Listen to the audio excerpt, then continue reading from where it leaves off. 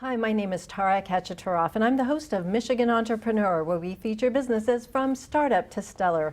Today I have as my special guest Scott Lorenz, who's the president of Westwind Book Marketing. Welcome to the program. Thank you, Tara. Well, I'd love to start off with talking about your book, but before we do that, let's talk a little bit about who you are and what you do for your clients. Well, I'm a book publicist, so I take a client's book and then put it out into the marketplace and get my client on TV, radio, newspaper, magazines. I get reviews on Amazon. We do a big social media campaign for books, Facebook, Twitter, whatever, LinkedIn, to get a book exposure. And it's called free publicity because it helps start the word of mouth that any book needs to be successful. Now, we've had you on the show before to talk about all sorts of topics related to books, and today we're going to talk about book titles in particular. And you recently wrote a book called The Book Title Generator, a proven system in naming your book. And so we're going to talk a little bit about naming your book because it's so important, because the publicity starts with the book title, right? Right. So what was your inspiration for writing this book? Well, people have asked me to write a book about book marketing, and the problem with that idea alone is that it will change in just a few months. It's so, what worked today won't work tomorrow. So I wanted a book that was a little bit more timeless, and the most important part of a book, besides writing a good book, is to actually have a really good title. So we applied some methods to selecting the title, and that's what I put in the book. Yeah, this was like an amazing book, and I was just looking at this. I think you said you had 25 book awards just for writing this book. Right. I mean, it is excellent, and since I work in this area with my clients, and I've written a couple books, I know how important this is, and the book is phenomenal. Well, thank you. I mean, and I don't just say that, you know that about me, but it is so good and covers so much. And I want to break down some of those pieces. Okay. But let's talk, before we do that, let's talk a little bit about book titles in general and what you've kind of seen as some of the trends in book titles in an overall picture. Let's just talk the last 2 years, because that seems to be a... Well, I think that, profanity has unfortunately risen, and so people are using profanity in book titles, and I cover that in the chapter in the book. And it's something that people can consider.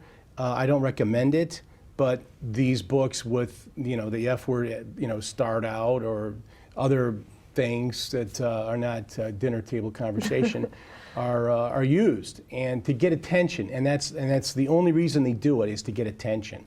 And then that is the most important thing about a book, is to get attention and to also become memorable. You want people to remember the book title. It's so critical, and that's why one of the areas in our book is talking about idioms and cliches, and the reason we suggest that, or just consider it, is because people say, "Oh yeah, I've heard of that." Well, no, they haven't heard of that book title. They've heard of the cliche or the idiom. So that's and that's the key to everything, is becoming memorable. Well, because we started off with profanity, which I was surprised it was actually a chapter of its own in the book. After a while, it really is hard to be memorable in that area, because there's like 6,000 books with the F word in the title now. When I go to the bookstore, I'm just like one after another, and the title tells me nothing. True. Title tells me zero. I won't even pick up the book because it tells me nothing, and I don't waste my time, because there's 1,000 million other books in that bookstore. So why are people still doing something like that? Is it still working because everybody's done it? I think for certain authors it's working, but really it's on the way out. But I am surprised how many people that are still using it. But I don't think it's going to last forever. There's going to be a new thing. Everything works for a while until it doesn't work, and then when it doesn't work, they have to do something different. It's a little alarming, since these people tout themselves as writers, yet they can't think of a more descriptive word that would actually sell it on the spot, because people can look at it and say, "Oh, that's interesting and funny," but they don't pick it up and necessarily buy it. No, and you can't even talk about a book like on a show like this. Now you can talk about it in certain types of podcasts that are out there, but they don't see the but title. on anything that goes over the like, hey, FCC regulated broadcast airwaves, it can't be done. It can't be mentioned directly without the starring and so Right, forth. Or which being- makes it complicated to talk about even on a podcast. Yeah. You have to watch it because you can definitely go down some bad Right. trails if you get, reported for what you're saying. Sure. Yeah, it's a really interesting way of approaching things. So one question I have about title versus design, because I've heard so many people talk about this in courses I've taken and this and that about you've got to have that book design look perfect. And like I like this book design because I can read it. I can read it on Sure. my phone if I'm scanning. I can read it far away in the bookstore with or without glasses. But what's book title versus design of the cover? Where do you Right. put what plays more into the sale? Well, okay, so the title is the most important thing Okay. because that's what's listed on Amazon, Barnes & Noble, and so forth. That's what people will look for when they are searching for a book. They don't look for a lady on a cover, they could look for the title or the genre. So your title needs to say, this is the genre the book is in. And if your title doesn't say it, then your subtitle needs to say it in some form or another. Okay, so that's really the overarching thing. And then as far as the design of it, the design's got to be interesting enough that it complements the title and adds to it and maybe helps tell us a little bit more of a story, okay? Age group, the setting, and so forth. So it has, it's important. Now the other thing you've got to keep in mind is that how does this book look in a thumbnail? With 70% of books being purchased online, they're not seeing a 8 by 12 book or a 6 by 9 or whatever. They're looking at a thumbnail that's this big online on their iPhone or on their PC. So it's got to play well. The cover design has got to play well online. And I see mistakes made every day by a cover that's way too complicated, too intricate, looks great when it's on a poster in a Right. library, but it looks terrible. It looks like a splotch on Amazon. Okay, people need to think about these things. So. It's so interesting talking about book titles because so many things that I've heard in prior years, everybody just harping on the design, the cover design, and saying that's going to sell the book. That's never really sold many books for me. Yeah. It's like, what is the book about and what's the content? But I'm not a visual person from that kind of standpoint. I'm more like geared toward information and like something black and white. Sure. So I guess everybody's kind of wired differently. Well, you got to look at how did you buy your last few books? Did you Yeah. buy them through Kindle? Did you buy them online, or did Yeah. you go to the Barnes and Noble store or independent bookstore and sift through the tables of books or the shelves? I mean, everybody's a little bit different, Yeah. but people are definitely buying online for so many reasons. And we the all brain know wants about to it. figure out what does that say, because that's the first thing that the brain is trying to fix on. What is it? And the cover is not And going as to soon do as it. you finish the book, Amazon knows that you're done with it because they can Yeah. tell how many pages you've read into the digital book, okay? They'll recommend another book similar to this in the same genre because they know you like romance novels, or Right. they know you like business books, or they know you are interested in whatever you just finished. So, and it's amazing how they are so good at that. And you don't even know it's happening right now. People don't even realize it's happening. They just see realize it's happening. you see a book that pops up, oh, that looks pretty good, I'll read When that. I do a search, the next day I get a million Sure. more just like it.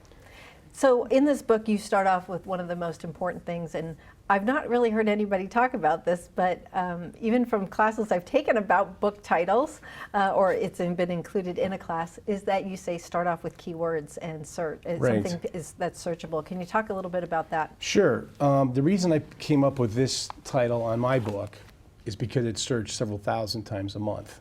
Is it? Yeah. Generator. Now, this is not a generator, okay? You read this book, you're not going to generate a title, by punching in numbers. But people type in book title generator. Do they? Yes, thousands of times a month, okay? So generator was part of the search. So, Interesting. yeah, and people, if they're trying to figure out how to title a book, and some of them are trying to figure out, okay, there are these things that will actually help you come up with a title. You type in Yeah. whatever the subject is, and they'll generate something crazy. But anyway, so I'm just keying in off that. Okay, so it's searched a lot, so I'm already ahead of the game before I start, and and I show people how to find use the search engine tool to help find that really well searched term.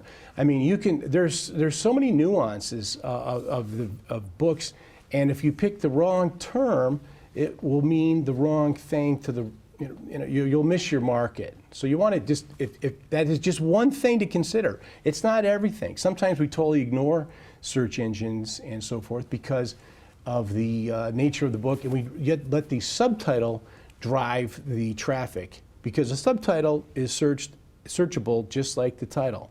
So if the title is esoteric, the subtitle needs to drive it home with the genre and the type of book that it is and what you're going to find out when you read it.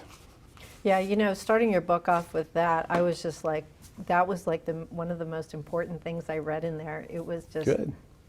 wow, that is genius. I mean, I do it with other things, but I never thought about this. You know what Oh, I mean? and- I had never thought about it with relation to book title. And Amazon is the #2 search engine, or on the planet. So What's another key area people should hone in on when they're looking for a title? I know you talked a little bit about emotional words. What do you mean by Yeah. emotional? well, okay. So the stock market rises on pandemic fears or crashes on where do you want to go with it? You just want to you want to have these emotional words that draw people into your title, and there are certain words that will cause people to be emotionally engaged. Okay. Like the word COVID or something. Yeah, right. Hopefully that'll be- Overused. Yeah. Yeah. Tired of it. One of the, I do like numbers in titles, because if you write a number out, it's, if you write the word 7 out, it's S-E-V-E-N, 7, 5 letters. But if you just use the number, it's one number, one numeral. And people can grasp numbers fast, okay? So numbers are really good in titles. I like 50 Shades of Grey. It's got two things going. It's a number and it is an idiom, okay? Because people have used 50 Shades of Grey to describe not too much difference from one thing to the other, right? It's 50 Shades of Grey. But now it's... I actually didn't know that was an idiom. Yeah. I didn't know that. It's 50 Shades of Grey. It's like it's describing very little difference. Was 50 really in the idiom? Or is it Shades of Grey. It's Shades of Grey. It's Shades of Grey. But then they threw Okay. in 50 Shades of Grey, Yeah. and I think that it just becomes memorable. And the 7 habits of highly effective people. Why aren't there 6? Why aren't there 5? But there's 7. Okay, 4-Hour Workweek. Tim Ferriss's book. I never 4-Hour liked the 4 though with him. That 4 is When I always first bugged saw me. that, I thought, Ugh. how can you work don't- 4 hours a week? I had Well, to he has look at 80 assistants. So, Yeah, I well- mean, I could do that too. It's a great book, and Yeah, he hires it is. assistants from around the world, and it's terrific. But the And 4 bugged me because I don't like even numbers. And even Now that's numbers are proven your not to problem. be as effective. It works for Tim Ferriss, so that's all it that works. matters. Well, he owns the number 4. It's 4-Hour Chef, 4-Hour Workweek, 4-Hour something else, I forget. But he owns that number now. Right. So it's memorable. It okay? is. It's just memorable. If somebody comes up with 4, I mean, you can't say 4 hours something because, hey, that's Tim Ferriss's, sorry. Anyway. So let's talk about, we've seen all sorts of things, at the bookstore, whether it's fiction or nonfiction, like short titles, long titles. What's a good title length? I like 1 to 4 words, personally. Do they need to make sense? Because some people I put think they need to- nonsensical things together. Well, that's interesting. I think it does need to make sense. I think it needs to make sense. Like here's one: Eat, Pray, Love. There's 3 words. But see, it's memorable. Yeah, and it's telling a little story. Right. And there's so many. Everything that I talk about in this book, there's a rule that proves it, and there's a book that proves it not true. Right. Okay. But these are just techniques and tools you can use. Alliteration is great. Where the first letter in each word is the same. Like Black Beauty. You Black gave that Beauty. example. Black Gone Beauty. Girl. Gone Girl. Okay, Yeah. I mean, so these are things that become more memorable because they're alliterative. Okay, and so it's just another technique. If you're not thinking about this stuff, you're not going to come up with it. And so the fact that the book exposes these ideas, it's just to help get people thinking. So. And I love what you said before about when you use something that's like an idiom or, like shades of gray or something that we're used to. Yeah. I can't remember something. People say that, I've heard of that book. Yeah, that's a brilliant technique because I never really thought about that.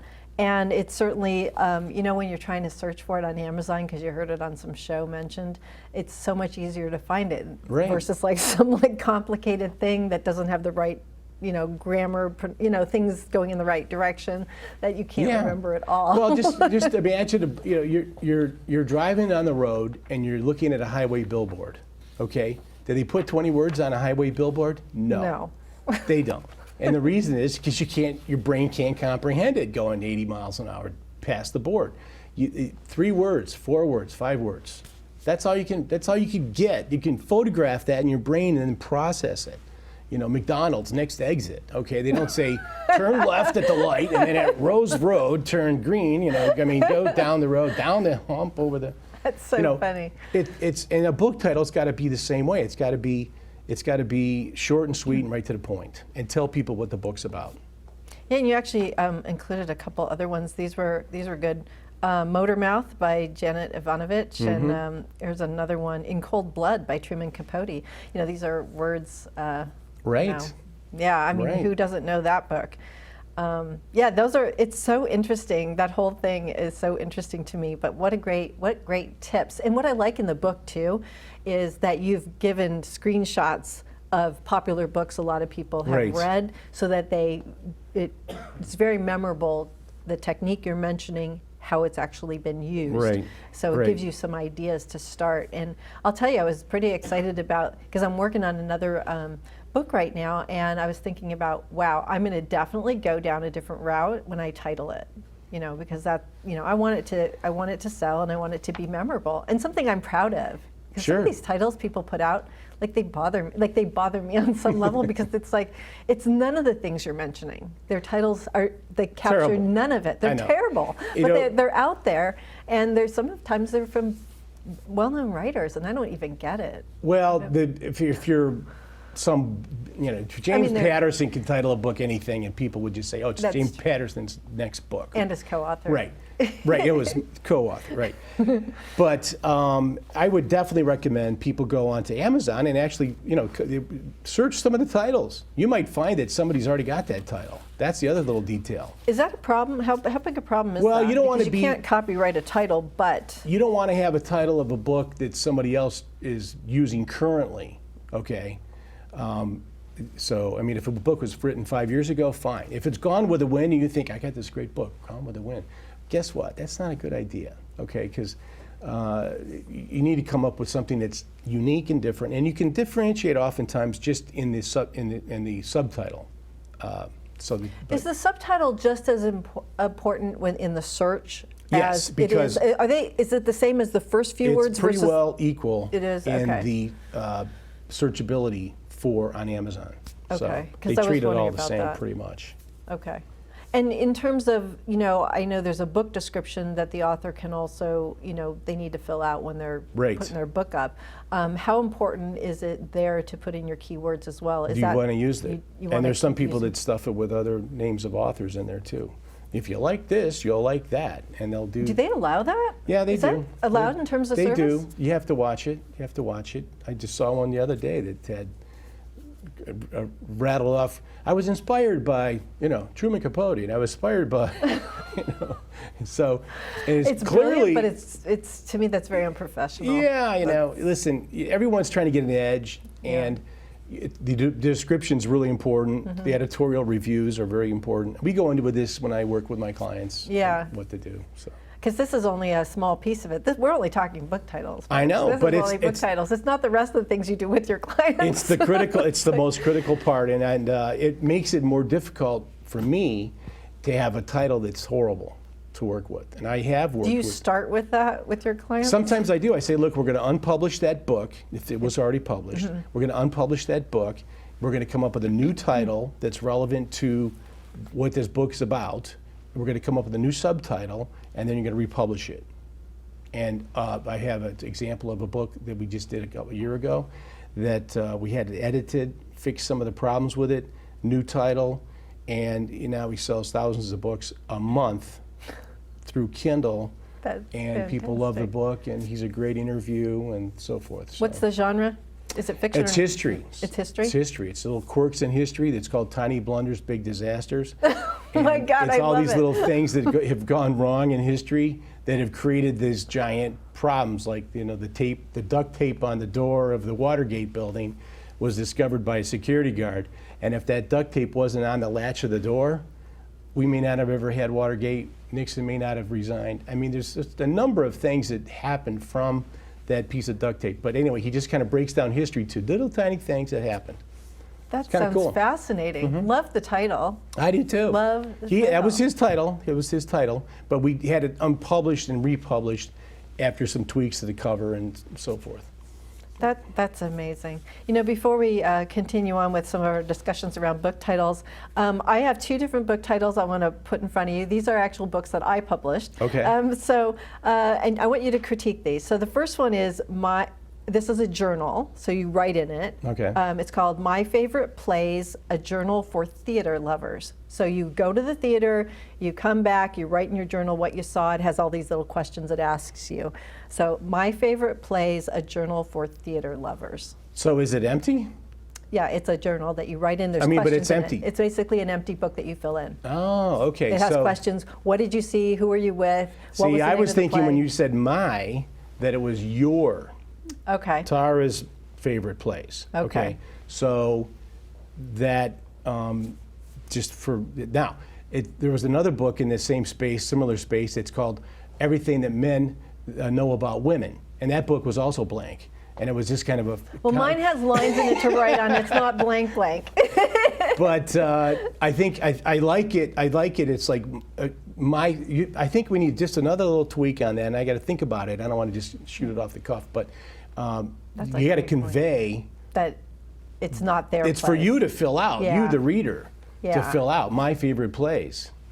Yeah. You got to figure out how to get that Oddly, across. this one sells a lot. There's one that I wrote under a pen name, which I can't reveal, obviously, which is my biggest seller. Yeah. But I can't even tell you the title. But it has the most bland title, and it sells the most of any book. That's great. It's weird. But That's- this one, I totally see your point. And this is, folks, why you need to be working with a book publicist before Right. you put a book out. Okay, so I have another one. This one was published 2 years ago before, pandemic. This one's called Podcast Host Essentials. Podcast Host Essentials, 30 Ways to Promote Your Podcast for Free. I think it tells you everything. It's perfect. You know who it's for. Yep. I used a number, Yep. and it's about promoting your podcast for free, which people look for that. Yeah. So I did this all on my own, folks, and I got it right. I like it. And I So- just wrote an article about the similar topic, and I'll look at your book now. I didn't realize you had written that book. You needed more publicity on that, by the way.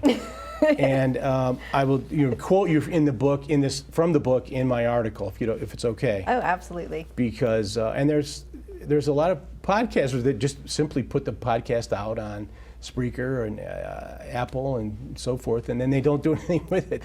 I know, and they ask you, why am I not getting any downloads? Well, Yeah. because you don't promote it. That's You got to the first promote it. problem. Social media, Yeah, Facebook. You got to promote it on Twitter and LinkedIn. You got to let people know your guests. You got to have graphics.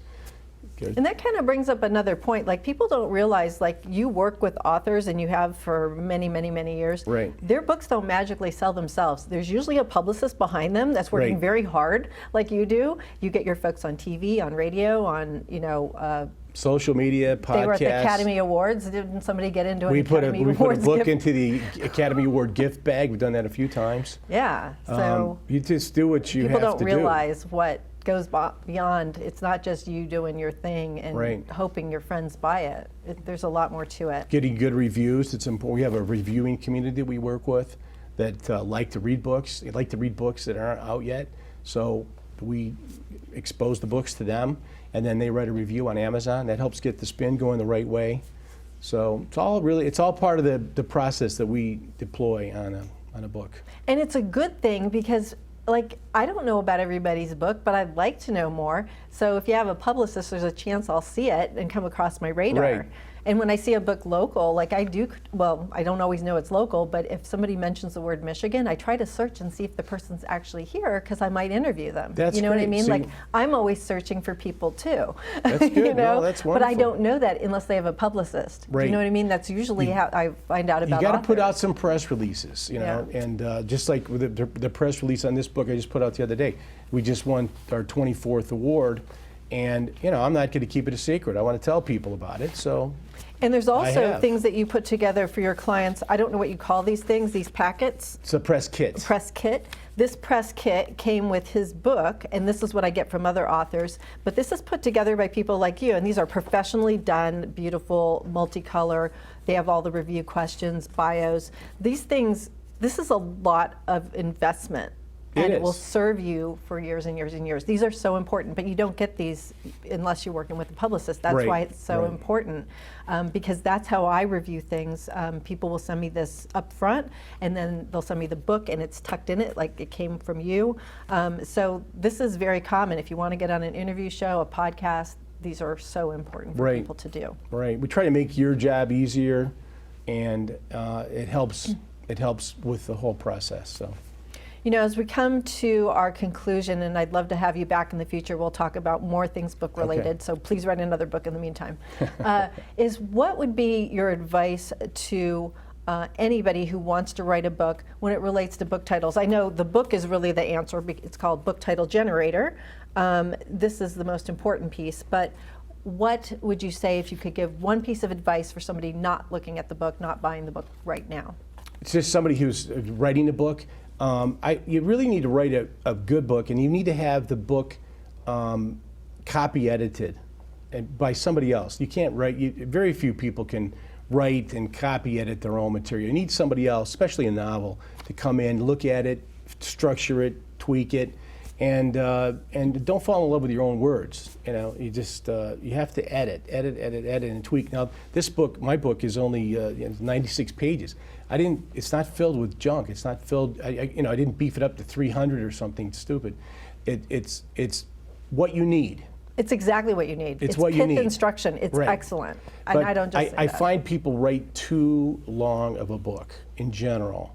And I can tell you this, that the reviewing community doesn't want to read a book that's over 350 pages. And in fact, that's about the top of where anybody wants, because it takes too much time. You have to invest time, and people's time is valuable. They don't want to find out 180 pages in that they hate the book. So I see these 500-page books or 1,000-page, and I go, hey, that's too much. Cut it. All right, that's great, great advice. And I want to thank you again, Scott Lorenz, president of Westwind Book Marketing, for being a guest on the program today. Thank you. If you'd like more information about our program, please visit us at www.michiganentrepreneurtv.com. Please join me again in the future when I interview another enterprising entrepreneur. Until then, wishing you the best of business.